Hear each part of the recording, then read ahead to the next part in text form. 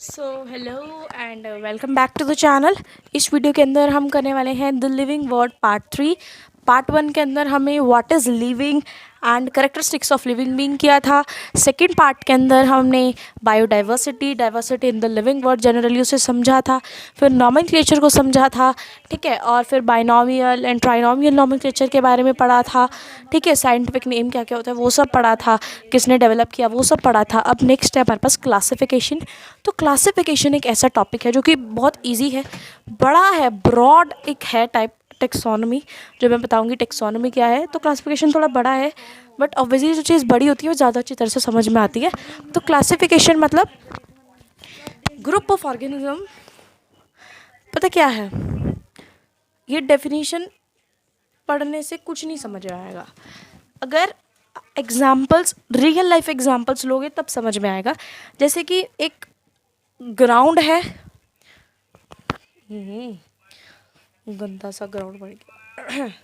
ये ग्राउंड है, इस ग्राउंड के अंदर ये ह्यूमंस रख दिए हैं मैंने 3, ठीक है, 3 डॉग्स रख दिए हैं और 2 कैट रख दिए हैं। अब क्या करना है, मेरे को ऊपर से ऑर्डर आया है कि कैट को कैट के साथ रखो, डॉग को डॉग के साथ रखो, ह्यूमन को ह्यूमन के साथ रखो। तब अब मैं क्या करूँगी, ह्यूमन कौन है, हमारे डब्बे, इन डब्बों को उठा के एक साथ कर दूंगी, डब्बों को उठा के एक साथ कर दूंगी। ह्यूमन को कहूँगी तुम ह्यूमन हो, तुम इनसे अलग रहो।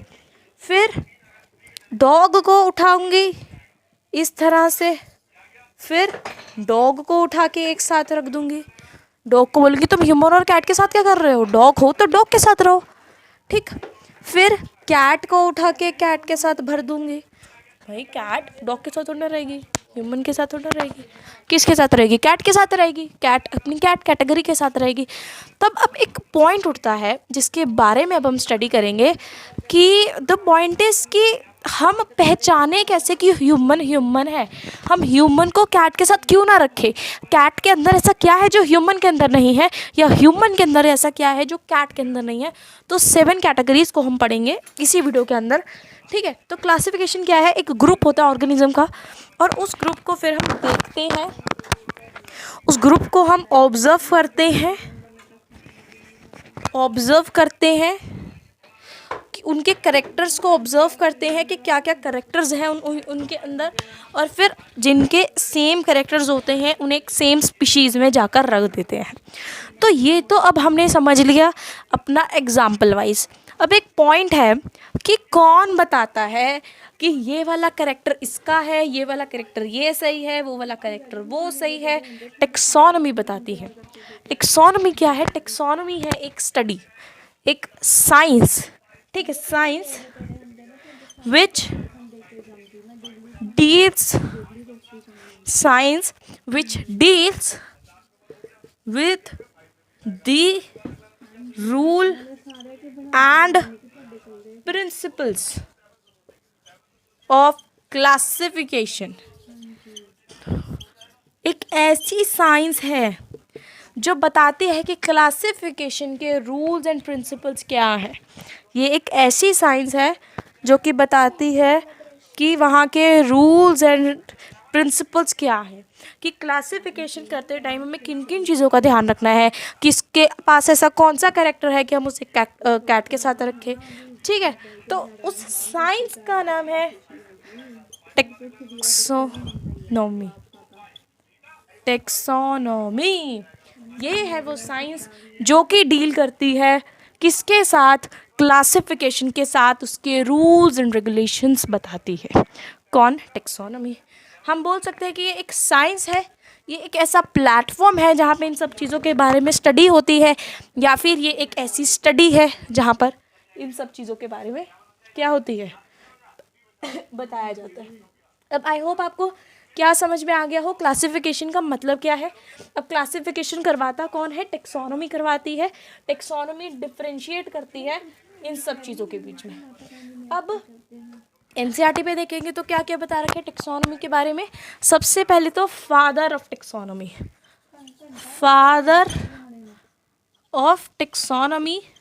तो टेक्सोनोमी के फादर कौन है, टेक्सोनोमी के फादर हैं कैरोलस लीनियस, इनके बारे में हमने बहुत अच्छे से पढ़ा है पार्ट 2 के अंदर, तो वहाँ पर आप ज़रूर देख लें क्योंकि उन्होंने 3 बुक्स लिखी थी। ठीक है, 3 बुक्स लिखी थी, उनके बारे में हमने पढ़ा है, क्या थी, किस ईयर में आई थी, वो सब हमने डिस्कस किया है। अब फादर है ये टेक्सोनोमी के, बट ये टर्म जो है वो इन्होंने डिस्कवर नहीं की थी। टेक्सोनोमी जो टर्म वो इन्होंने डिस्कवर नहीं की थी। तो एक क्वेश्चन आ जाता है कि ये टर्म किसने डिस्कवर की या फिर ये टर्म किसने यूज़ की। तो जो ये टर्म है, ठीक है, ये डिस्कवर या फिर यूज़ की गई थी किसके द्वारा, AP डीएल किंडॉल द्वारा। ठीक है, तो we can say that who discover the term, discover the term. तो ये टर्म डिस्कवर की गई थी AP डीएल किंडॉल के द्वारा। तो फादर के अंदर आप कैरोलस लीनियस के बारे में लिखोगे, टर्म किसने डिस्कवर की थी या यूज़ की थी, तब आप AP डेनॉल के बारे में, AP डीएल किंडॉल के बारे में लिखोगे। ठीक है, अब हम क्या करते हैं, नेक्स्ट पार्ट में हम चलते हैं कि टेक्सोनोमी कितने टाइप्स की होती है। ठीक,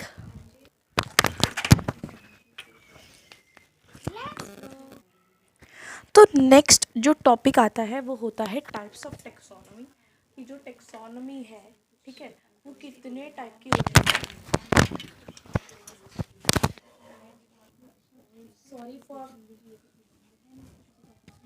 सॉरी फॉर द डिस्ट्रैक्शन। ठीक है, तो टेक्सोनोमी 3 टाइप की होती है। तो देखो, टेक्सोनोमी वैसे पहले ये टाइप नहीं है, ये ऐसा है कि टेक्सोनोमी को किन कैटेगरी से हुआ था। पहले क्लासिकल टेक्सोनोमी थी, तो वो पसंद नहीं आई, तो फिर मॉडर्न टेक्सोनोमी बता दी, उसके अंदर भी कुछ लिमिटेशंस दिखी, तो सिस्टमेटिक टेक्सोनोमी बना दी।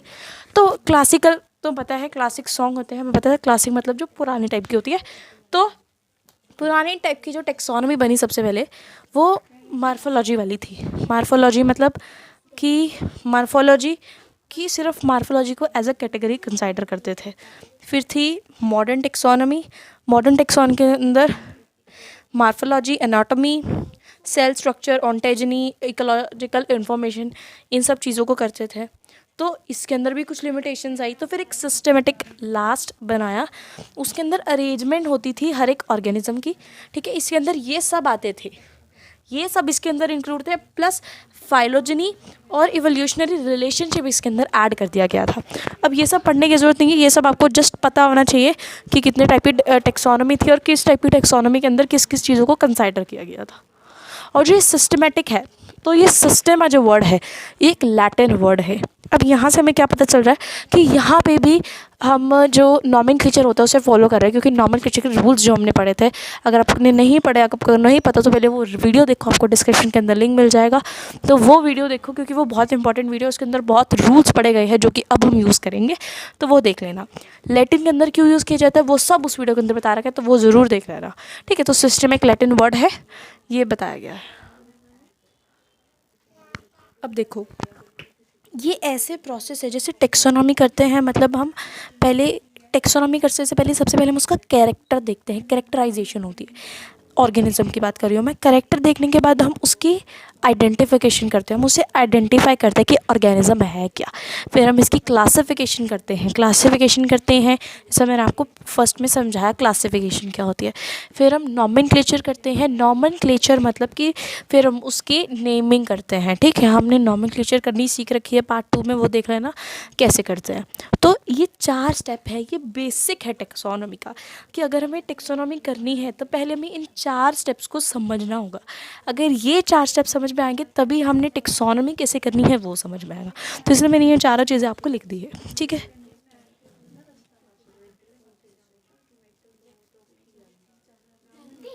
वैसे आप जो अपना कैमरा है वो आगे क्यों नहीं कर रहे? अब पॉइंट है कि टेक्सोनॉमी की कैटेगरीज़ के बारे में अब हम पढ़ने वाले हैं। मैंने आपको बताया 7 कैटेगरीज़ के बारे में अब हम पढ़ रहे हैं, तो उनसे रिलेटेड कुछ बातें हैं कि एक तो चीज़ ये है कि क्लासिफिकेशन एक सिंगल स्टेप नहीं है। क्लासिफिकेशन को करने के लिए बहुत सारे स्टेप्स को हमें फॉलो करना होता है। दूसरा है it involves a number of steps. ठीक है, बहुत सारे स्टेप्स देखने होते हैं, हर स्टेप जो है वो एक रैंक, कैटेगरी या से लेवल बोलते हैं। अब मैं आपको एक बताती हूँ, जो 7 कैटेगरीज़ हैं, ठीक है, उन्हें हम कैसे याद कर सकते हैं? KPD COFG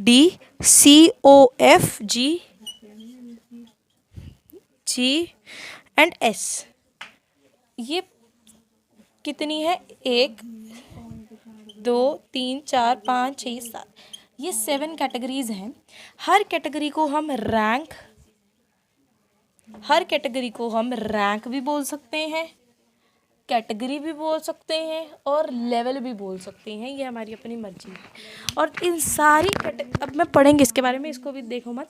इन सारी कैटेगरीज को मिलाकर हम टेक्सोनमी हायरार्की बोलते हैं, ठीक है। और टेक्सॉन, जो वर्ड है टेक्सॉन, ये सिंगुलर वर्ड है, ठीक है। इसका प्लूरल टेक्सा हो जाता है। तो ये हर एक रैंक जो है वो एक कैटेगरी को रिप्रेजेंट कर रहा होता है, ठीक है। तो इतना कुछ इंपॉर्टेंट नहीं, इसलिए मैं इसे ब्रीफली नहीं समझा रही हूँ। जो ब्रीफली समझाने वाली बात है वो कैटेगरीज, अब हम वो कैटेगरी पढ़ेंगे। तो ये है वो 7 कैटेगरीज जो कि अब हम पढ़ने वाले हैं, ठीक है। इन 7 कैटेगरीज को हम अपने अपने वे से समझेंगे, ठीक है। तो अब क्या है? किंगडम हमने पढ़ा होता है एक्चुअली एनिमल किंगडम के अंदर। किंगडम के अंदर क्या होता है कि बहुत सारी स्पीशीज़ आकर जुड़ जाती हैं। फिर हम देखते हैं उनकी डिवीज़न करते हैं, हम फाइलम देखते हैं। फाइलम मीन्स कौन प्लांट है, डिवीज़न मीन्स कौन एनिमल है, उन्हें डिवाइड कर देते हैं। फिर हम उनकी क्लास से उन्हें डिवाइड कर देते हैं, फिर ऑर्डर से डिवाइड, फिर फैमिली से, फिर जीनस से। फिर अब ये जीनस स्पीशीज़, अगर आपने पार्ट 2 देखा है तो आपने देखा होगा जीनस और स्पीशीज़ 2 वर्ड से, उससे रिलेट मत करना, ये डिफरेंट है जीनस से फिर स्पीशीज़ से। अब क्या है, ये क्या है कि किंगडम के अंदर बहुत सारी स्पीशी आ रही हैं, फिर हम उनको फाइलम और डिवीज़न से अलग अलग कर रहे हैं। फिर हम देख रहे हैं क्लास उनकी क्या है, फिर अलग कर रहे हैं। लास्ट में एक स्पीशीज़ लास्ट है, ये लास्ट पॉइंट है, लास्ट से हम इसे समझेंगे, क्योंकि अगर लास्ट से समझोगे तभी बड़े वाला समझ में आएगा। तो यहाँ के अंदर सबसे ज़्यादा कम चांसेस होते हैं, स्पीशीज़ में सबसे ज़्यादा सिमिलैरिटीज़ के कम चांसेस होते हैं, नहीं सॉरी, सिमिलैरिटीज़ के सबसे ज़्यादा चांसेस यहाँ होते हैं, सिमिलैरिटीज़ के सबसे ज़्यादा चांसेस यहाँ होते हैं, क्योंकि यहाँ पर एक ही टाइप की स्पीशी रह जाती है एंड में जब हम देखते हैं, ठीक है। किंगडम में सबसे कम होते हैं। फिर एक होता है कॉमन कैरेक्टर्स, वो किंगडम में ज़्यादा होते हैं, नीचे वाले स्पीशीज़ में कम होते हैं। अब हम सबसे पहले स्पीशीज़ देखते हैं। ये सब समझने से पहले, इनको पर्टिकुलरली समझने से पहले, जो हमारे कैरोलस लिनियस है जिन्होंने टेक्सोनॉमी को डिस्कवर किया था, उन्होंने ये सारी कैटेगरीज नहीं जोड़ रखी थी। उन्होंने सिर्फ 5 कैटेगरीज को माना था पहले। क्लास, ऑर्डर थी, फैमिली थी, जीनस थी, स्पीशीज़ नहीं थी। स्पीशीज़ की जगह एक वैरायटी नाम की कैटेगरी थी। फिर कुछ टाइम बाद फिर लिमिटेशंस आ गई और लिमिटेशंस की वजह से जो स्पीशीज़ वाली कैटेगरी है उसे हटा दिया गया और फिर किंगडम, फाइलम, स्पीशीज़, इन तीनों को रख दिया गया और फिर नई 7 कैटेगरीज बन गई। ये गोले गोले लगा दिए, अच्छा लग रहा है, ठीक है। अब हम देखते हैं नेक्स्ट। तो एक पॉइंट जो हमारा समझना रह गया वो ये था कि मैंने आपको बताया था सिमिलर कैरेक्टर और कॉमन जो कैरेक्टर थे उनके बारे में। अब यहाँ पर ये बता रखा है कि यहाँ पर सबसे ज़्यादा कैरेक्टर्स होंगे और यहाँ पर सबसे कम होंगे। तो कह रहे हैं कि जब हम स्पीशीज़ से किंगडम में जाएंगे तब सिमिलर कैरेक्टर जो हैं, सिमिलर कैरेक्टर वो डिक्रीज़ हो जाएंगे और स्पेसिफिक कैरेक्टर भी डिक्रीज़ हो जाएंगे, क्योंकि यहाँ पे एक स्पेसिफिक चीज़ है, एक पर्टिकुलर चीज़। वहाँ पे तो इतने सारे जने, तो स्पेसिफिक तो छूट ही गया। तो इसीलिए जब हम स्पीशीज़ से ऊपर जाएंगे तब सिमिलर कैरेक्टर और स्पेसिफिक कैरेक्टर दोनों ही क्या हो जाएंगे, डिक्रीज़ हो जाएंगे। बट वहीं अगर हम किंगडम से स्पीशीज़ में आएंगे, किंगडम से स्पीशीज़ में आएंगे तब इंक्रीज़ होते जाएंगे सिमिलर कैरेक्टर और स्पेसिफिक कैरेक्टर भी, ये दोनों इंक्रीज़ होंगे क्योंकि नीचे स्पेसिफिक चीज़ है, ठीक है। और नेक्स्ट क्या था कि और अगर हम स्पीशीज़ से किंगडम में जाएंगे तो जनरल कैरेक्टर्स क्या हो जाएंगे, इंक्रीज़ हो जाएंगे। स्पीशीज़ से जब हम किंगडम में जाएंगे तो जनरल कैरेक्टर जो जनरली सब में दिखते हैं वो इंक्रीज़ हो जाएंगे। फिर वहीं हम किंगडम से स्पीशीज़ में आएंगे तो जनरल कैरेक्टर डिक्रीज़ हो जाएंगे, ठीक है। और ये डिक्रीज़ हो जाएंगे। अब हम बढ़ते हैं एक पर्टिकुलर स्पीशीज़ से स्टार्ट करेंगे। पर्टिकुलर